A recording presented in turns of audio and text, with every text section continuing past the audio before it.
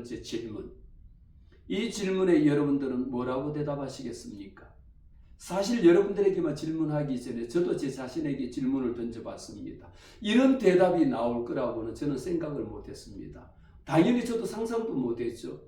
도로시책은 이야기합니다. 지저스, 예수님이라고 대답합니다. 두 번째 질문을 던집니다.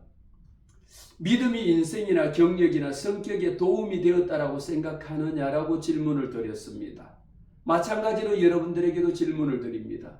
여러분들이 신앙생활하고 교회 다니잖아요. 예수 믿잖아요. 그것이 여러분들의 성격 형성이나 여러분들의 인생이나 여러분들의 경력에 얼마나 많이 도움이 되었습니까? 라고 적극적으로 직설적으로 여러분들에게 묻는다면 여러분들의 대답은 과연 어떤 대답일까요? 글쎄요, 도움이 될 때도 있고 안 될 때도 있고 이렇게 대답하시겠습니까? 아마도 그렇게 대답하는 사람도 있을 거고요. 글쎄요, 그거 생각해 본 적 없는데요 라고 대답할 수도 있을 겁니다. 그러나 도로시책은 이렇게 대답합니다. 성경의 말씀을 따르고 예수님의 가르침을 배우고 있습니다 라고 대답합니다.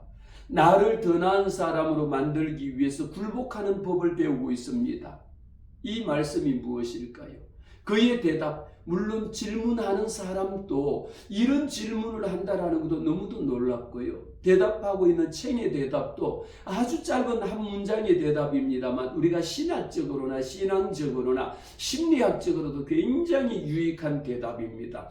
우리는 질문을 잘하는 법, 질문을 어떻게 하느냐에 따라서 대답이 달라집니다.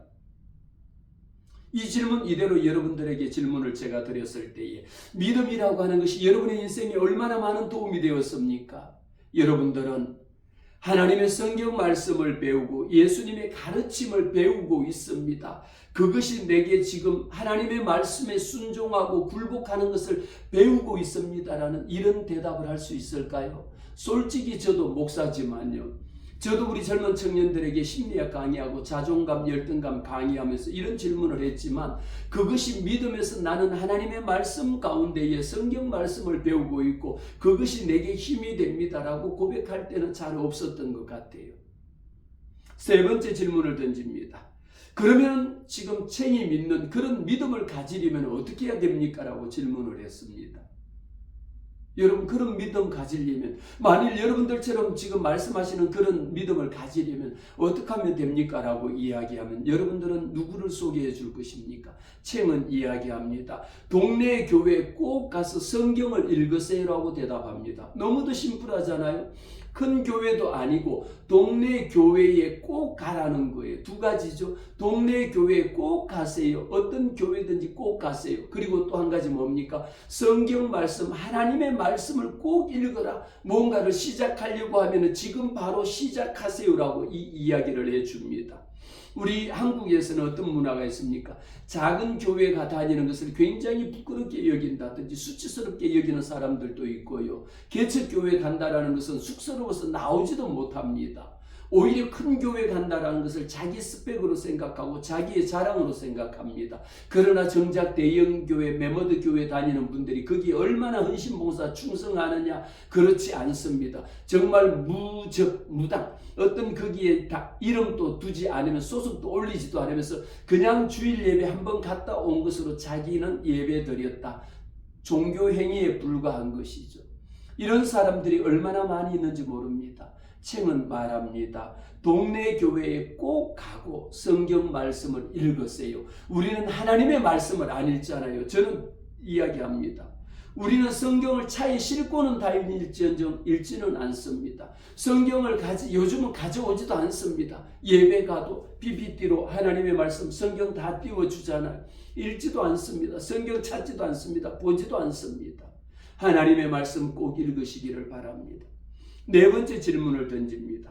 당신의 걷는 모습을 보니까 항상 너무도 당당하다. 저도 그래서 유튜브를 찾아보고 챙의 모습을 보면요. 워킹할 때나 다른 그 모델 찍은 사진들 보면 얼마나 그냥 당당한지 이루고 있는 사진들이 너무도 당당해 보입니다. 그 질문에 만일 여러분들에게 당신의 걷는 모습이 참 아름답다. 이것은 여러분 외모적으로 룩스라이크 얼굴에 보여지는 얼굴이 이쁘다 이런 의미가 아니라 그 사람을 보면 얼굴뿐만 아니라 그 사람이 가지고 있는 모든 정신적인 신체적인 우리가 갖고 있는 그 사람의 외모적인 외모라고 했을 때 얼굴만이 아니라요. 말하는 것, 태도, 그 사람의 가치관 다 그것을 통틀어서 우리가 이야기합니다. 그때 이쁜 사람도 얼굴은 이쁜데 정말 보면 말하는 거 보면 형편없는 사람이 있고요.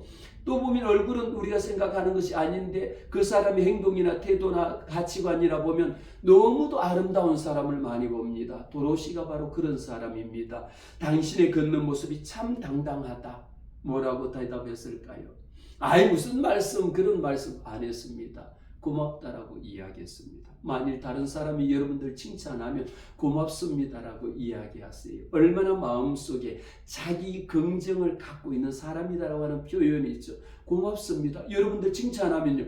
아우 비행기 태우지 마세요. 이런 그 사람이 평소에 그만큼 칭찬 듣지 못했다라는 사람이요. 그런 말 아이 무슨 헛소리하고 이런 표현을 했다라면 그 사람은 평소에 그렇게 비판적이고 비관적인 사람이었다라는 거예요. 칭찬을 받아보지 못한 사람이었다라는 겁니다.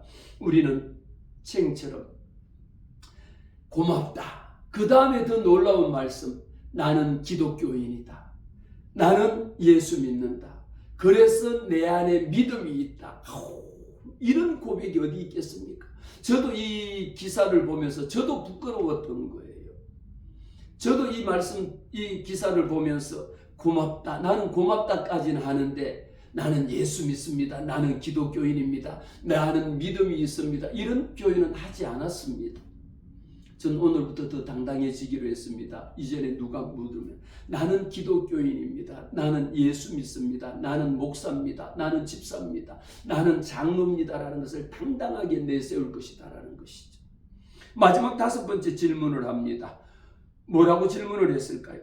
이렇게 지금 챙처럼 당신처럼 자신감을 높이려고 하면 그런 사람들에게 조언을 충고를 한마디 해달라고 했더니 여러분들도 뭐라고 충고해 주겠습니까? 만일 여러분들에게 제게 목사님 자신감 높이기 위해서 마지막으로 한 말씀 충고 말씀 해주시죠. 그러면 저는 뭐라고 대답할까? 내가 가지고 있는 열등감을 펼치고 당당하게 살아가세요. 이런 얘기할 것 아니에요.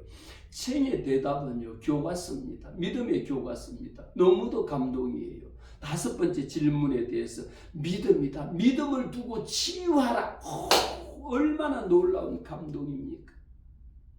예수 믿고요. 저도 솔직히 고백했잖아요. 저도 심리학이 전공이고요. 열등감 치유를 위해 가지고 그렇게 많은 책을 쓰고 했지만 저는 열등감을 도구로 쓰신 예수, 우리 예수님을 만나면 나의 열등감이 치료된다라는 것을 오래전부터 저는 강조해 왔습니다. 그래서 열등감 예수를 만나다 열등감을 도구로 쓰신 우리가 예수님을 만날 때에 예수님의 제자들이 예수님 만났어. 예수님 만나니까 그들이 예수님의 그 기적과 이적을 행하는 예수님의 제자로 거듭난 삶을 살았거든요.